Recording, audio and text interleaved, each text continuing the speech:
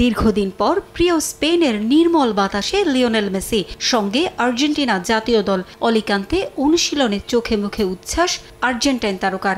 নভেম্বরে ফিফা উইন্ডোতে এবার একটি ম্যাচে খেলবে আর্জেন্টিনা। সাউথ আফ্রিকা অঞ্চলের দেশ অ্যাঙ্গোলার স্বাধীনতার 50 বছর পূর্তি উপলক্ষে বিশেষ আয়োজনে আমন্ত্রণ জানানো হয়েছে আলবিসেলেস্তেদের। স্বাগতিকদের বিপক্ষে আগামী 14 নভেম্বর প্রীতি ম্যাচ খেলবে মেসিরা।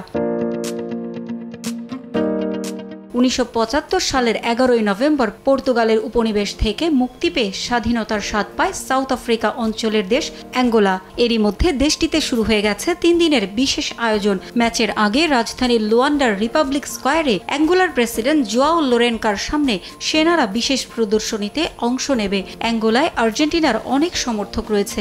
সেখানে মেসিদের জনপ্রিয়তার কথা মাথায় রেখেই তাদের আমন্ত্রণ জানানো হয়। এই একটা ম্যাচের জন্য $13 মিলিয়ন অর্থ খরচ করেছে দেশটির সরকার। এই ম্যাচটা আর্জেন্টিনার জন্য বিশেষ। 2026 বিশ্বকাপ সামনে রেখে নতুন জার্সি উন্মোচন করা হয়েছে কাতার বিশ্বকাপ চ্যাম্পিয়নদের। এই জার্সিতে ফুটিয়ে তোলা হয়েছে আর্জেন্টিনার 1978, 1986 ও 2022 বিশ্বকাপের স্মৃতি।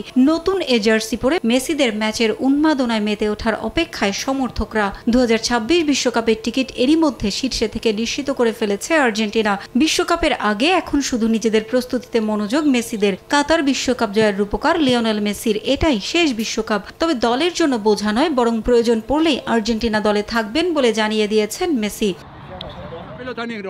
অ্যাঙ্গোলার বিপক্ষে ফিফা প্রীতি ম্যাচে আর্জেন্টিনার হয়ে খেলতে পারবেন না অভিজ্ঞ ফুটবলার নাহুয়েল মোলিনা, সিমিওনে ও হুলিয়ান আলভারেজ। অ্যাঙ্গোলা সফরের আগে প্রতিটি দেশের নাগরিককে নিতে হয় বাধ্যতামূলক ইয়েলো ফিভার ভাইরাসের টিকা। 3 জন টিকা না নেয় তাদের অ্যাঙ্গোলায় যাওয়ার অনুমতি দেওয়া হয়নি। মশাবাহিত ইয়েলো ভাইরাসের কারণে আফ্রিকা ও দক্ষিণ আমেরিকা অঞ্চলে ভুগতে হয় নাগরিকদের। তাই তো আর্জেন্টিনা ফুটবল অ্যাসোসিয়েশন এ ভাইরাস নিয়ে বেশ সতর্ক। আমন্ত্রণমূলক ম্যাচ হলেও বছরের শেষটা জয় দিয়ে করার লক্ষ্য আর্জেন্টিনার। পারভিন আক্তার, সময় সংবাদ।